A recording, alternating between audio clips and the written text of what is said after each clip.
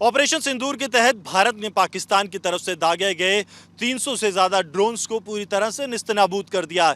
ये सिर्फ संभव हो पाया है भारत के आकाश तीर सिस्टम की वजह से, जिसने समय रहते दुश्मन के ड्रोन्स की लोकेशंस को बताया, समय रहते जो है ड्रोन्स को एंगेज किया और भारतीय सैन्य प्रतिष्ठानों पर एक बड़ा हमला 300 से ज्यादा जगहों पर जो पाकिस्तान की तरफ से हमला करने की कोशिश 10 मई की सुबह को की गई थी, उसे पूरी तरह से विफल किया। और ये अब टुकड़ों बन चुके ये पाकिस्तान के वो ड्रोन्स हैं जो उसने चीन और तुर्की से लिए हैं। ये चिपसेट जब एनालिसिस के लिए जाएंगे तब सच सामने आएगा कि किस तरह से पाकिस्तान के, चाहे सरगोदा की बात की जाए या फिर नूर खान की, वहां से इन्हें ऑपरेट किया गया, किस तरह से चीन और तुर्की ने पाकिस्तान की मदद की और भारत पर एक बड़े हमले की साजिश रची गई।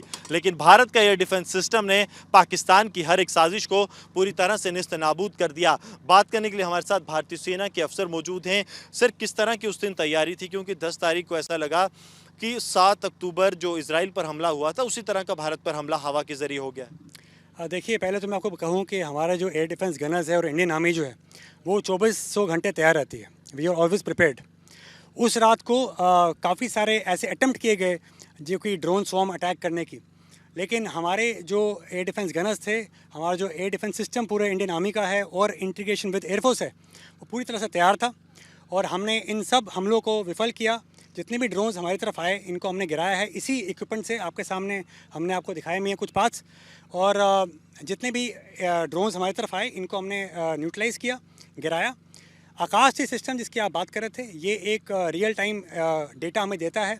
जितने भी रडार्स का फीड होता है वो हमें एट वेपन एंड मिलता है, जिसकी वजह से एक वेपन एंड पे जो ऑपरेटर बैठा होता है इसके पास पूरी इन्फॉर्मेशन होती है कि कब कहाँ कौन सा टारगेट उड़ रहा है और कब कहाँ से किस टाइम पे कितनी रेंज पे उसे एंगेज करना है। सर, भारतीय सरजमी पर क्योंकि दाखिल होने से पहले ही इन्फॉर्मेशन मिल जाती है, तो क्या बिल्कुल सरहद के पास ही टारगेट्स को एंगेज कर लिया जाता है? जी नहीं, उसे एंगेज हम वहाँ करते हैं जहाँ पे हमें हमारे तरह से जहाँ पे क्रिटिकल एसेट होता है और जहाँ हमें लगता है कि हमारा एयर डिफेंस इक्विपमेंट कौन सा किस टारगेट को एंगेज करेगा, ये भी डिसाइड होता है। तो वो जो ये कहा, इसमें ऐड करूं तो जो आपका ये सिस्टम बता रहा था आपको मैं आकाश तीर, इसमें automatic detection of target and identification, prioritization as well as weapon allotment भी जो होता है वो भी ऑटोमेटिकली होता है। माना जाए कि भारत अपनी मर्जी से जो है दुश्मन के जो एयरक्राफ्ट है या फिर कोई भी यूएवी है उसको गिराएगा?